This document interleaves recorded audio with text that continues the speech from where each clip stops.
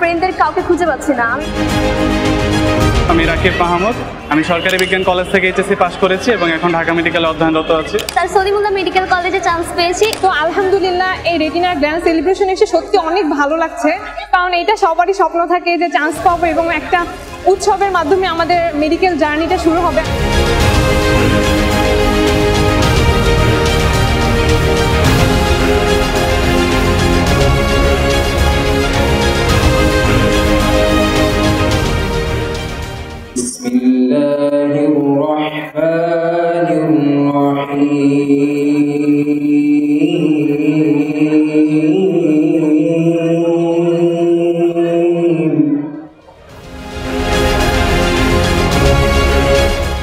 পাঁচ এবং 6 অক্টোবর 2023 আপনাদের সাথে আমাদের পথ চলা শুরু হয়েছিল। অন্যদের থেকে একটু ব্যতিক্রম চিন্তা করেই তার এই 12টি বছর পার করেছে। সুতরাং এই মানুষদেরকে নিয়ে আজকের যে সেলিব্রেশন সেটা অনুষ্ঠিত হচ্ছে, আপনাদেরকে অভিনন্দন জানাচ্ছি। আমরা যারা আজকে এখানে এসেছি সবার জন্য স্পেশাল, এবং এই সেলিব্রেশনটা আয়োজন করার জন্য রেটিনা ফ্যামিলিকে অনেক অনেক ধন্যবাদ।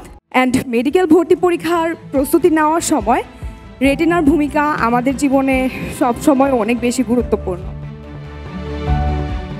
যখন গত বছর রেটিনা স্টার কম্পিটিশন অ্যারেঞ্জ করা হয় সারা বাংলাদেশে, আমি তখন রেটিনার পরীক্ষায় সেকেন্ড হয়েছিলাম। সো ওই সময় আমার ফর দ্য ফার্স্ট টাইম এই ফিলটা এসেছিল যে আমি যদি মেডিকেল ভর্তির পরীক্ষাতেও সেকেন্ড হতে পারতাম তাহলে অনেক ভালো লাগতো। যখন আমাদের ডক্টর হান্স পরীক্ষা নিয়েছিল মেডিকেল ভর্তি পরীক্ষা 1 মাস আগে, একটা কোইন্সিডেন্টলি আমার মূল ভর্তি পরীক্ষার যে নাম্বার 92.5 সেটার সাথে ডক্টর হান্সের মূল ভর্তি পরীক্ষার নাম্বার সাথে একটা মিল চলে আসে, যেটার কারণে আমি নিজের মধ্যে খুব উৎসাহ খুঁজে পাই যে আমি আসলে মূল ভর্তি পরীক্ষা আসলে ভালো করতে পারবো। And here I would like to mention one special feature of Retina Digest which I loved is when I used to read the digest, there were small verses of Quran on each page which motivated me a lot.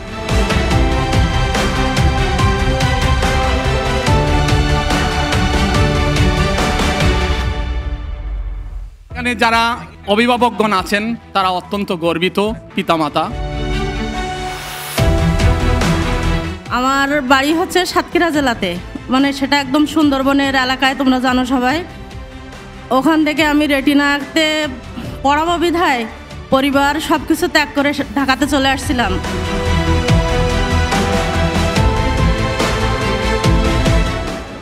I Toofan I হাডা আর সামনে যা হরের একদিন I ঠ্যাঙ্গের তলে হিচি হালাই। আমি যদি কোনো রোগীর অধিকার আমি বঞ্চিত করে থাকি রোগীকে, কিয়ামতের দিন কি হবে? সেদিন তো আর বিনিময়ে টাকা পয়সার লেনদেন হবে, সেদিন লেনদেন হবে আমার আমলগুলো তার আমলে চলে যাবে, এবং তাতেও যদি সাফিসিয়েন্ট বিনিময় না হয় তার গুনাহগুলো আমার মধ্যে চলে আসবে। আপনার পরিবারের দুঃসম্পর্কের কোনো আত্মীয় যদি অসুস্থ হয়, আপনি যদি একবার ফোন করেন, তার খবর নেন, তাকে একটা উপদেশ দেন, সে যত খুশি হবে। অন্য একটা প্রফেশনে থেকে তার বাসায় অনেক গিফট নিয়ে গেলেও সে খুশি হবে না।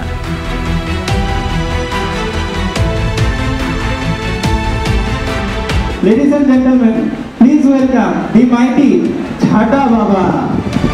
মেডিকেল প্রফেশনে যারা এসছে তাদের জীবনটা আসলে অনেক কষ্টের জীবন। এই কষ্টের জীবনকে এখন থেকে এমব্রেস করা শিখতে হবে। কিভাবে আমি এই কষ্টের জীবনকে নিজের মধ্যে নিতে পারি সেই জিনিসটা আমাদের শিখতে হবে। তোমাদের সবার আগামী দিন অনেক সুন্দর হোক। মেডিকেলে তোমরা যখন যাবে, তোমরা যেখানেই থাকবে সেখানেই চেষ্টা করবে সব সময় সতের পথে থাকার জন্য, সত্যের পথে থাকার জন্য। তোমাদের সেই পথ চলাটা যাতে সুন্দর হয় শুভকামনা রাখছি। আল্লাহ হাফেজ, আসসালামু আলাইকুম।